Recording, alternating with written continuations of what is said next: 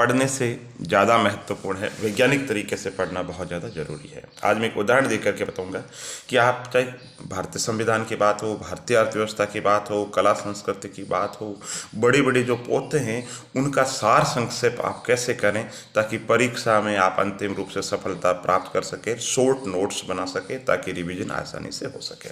जैसे आज हम बात कर रहे हैं भारतीय संविधान की, है ना, तो भारतीय संविधान में सबसे पहला काम तो आप ये करो, एक चैप्टर है, पहला चैप्टर जिसमें संवैधानिक विकास बता दो कि साहब इस तरीके से संवैधानिक विकास हुआ था, रेगुलेटिंग इंडिया एक्ट से लेकर के, है ना, उसके बाद में लगातार कैबिनेट मिशन तक ऐसे विकास हुआ। दो दो लाइन के अंदर सारा लिख लीजिए। कैबिनेट मिशन है उसको आप कम से कम 10 फैक्ट के अंदर या 15 फैक्ट के अंदर तैयार कर लीजिए, ठीक है।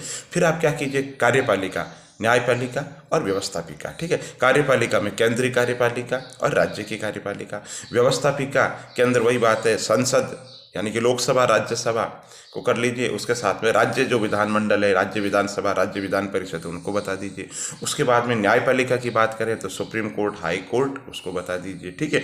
इससे क्या होगा, आपको पता रहेगा। हम कंफ्यूज हो जाते हैं कि साहब प्रधानमंत्री का उल्लेख कहाँ पे है, मुख्यमंत्री का उल्लेख कहाँ है। तो जब आप एक ही जगह सारे नोट्स बना लेंगे ना, तो आपको पता चल जाएगा राष्ट्रपति कहाँ पर है, राष्ट्रपति कहाँ पर है और राज्यपाल कहाँ पे है। और जब आप गहराई में जाएंगे तो आप देखेंगे सारे प्रावधानों के बीच में लगभग 100 का अंतर रहता है ना। जो राज्यपाल से संबंधित प्रावधान है वो प्रावधान अगर राष्ट्रपति से संबंधित है तो लगभग वैसी बातें। तो आप जब नोट्स बनाओगे ना, आपको खुद को पता चल जाएगा। आप हाथों से लिखोगे कि अच्छा ये 53 के अंतर्गत है और ये 163 के अंदर है, यानी कि इतना अंतर रह गया। इसके छोटे छोटे निमोनिक, छोटे छोटे फॉर्मूले आप अपने रजिस्टर के अंदर लिख सकते हैं कि साहब मुझे याद रखने में आसानी रहे, मैं इस तरीके से तैयार करूंगा। अब होता क्या है कि कोई प्रावधान आपसे पूछते हैं, केंद्र राज्य संबंध की बात करूं, अगर आपसे प्रावधान पूछते हैं तो आप कंफ्यूज हो जाते हैं। तो आपको पता होना चाहिए कि विधायी संबंध कहां तक है, प्रशासनिक संबंध कहां पे है, वित्तीय संबंध कहां पे है, और भारतीय संविधान के अंदर किस भाग के अंदर कौन सी बात का उल्लेख है, किस अनुसूची के अंदर किस बात का उल्लेख है।